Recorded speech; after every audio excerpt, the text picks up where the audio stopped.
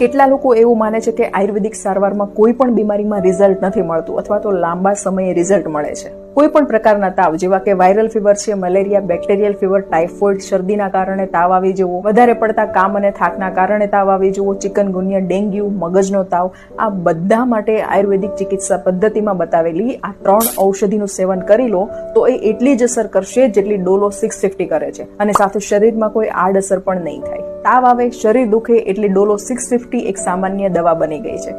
જલ્દી સારું થવા માટે પેરાસિટામોલ ડોલો 650 લઈ લો એટલે 2 થી 3 કલાકમાં સંપૂર્ણ સ્વસ્થ થઈ ગયા હોય એવું લાગશે. પણ જો વારંવાર તમે ડોલો 650 લેતા હોવ તો આ જ દવા આગળ જતા લીવર ફેલિયરનું કારણ બની જાય છે અને 6 મહિનામાં જ કિડની પ્રોબ્લેમ શરૂ થઈ જાય છે. એટલે પછી લીવર અને કિડનીને ઠીક કરવાની બીજી દવાઓ શરૂ કરવી પડે. એટલે બકરું કાઢતા ઊંટ પેસી જાય, આ એવી વાત થઈ. આયુર્વેદિક ચિકિત્સા પદ્ધતિમાં બતાવેલી 3 ઔષધિ જે કોઈ પણ પ્રકારના તાવ માટે અકસીર છે.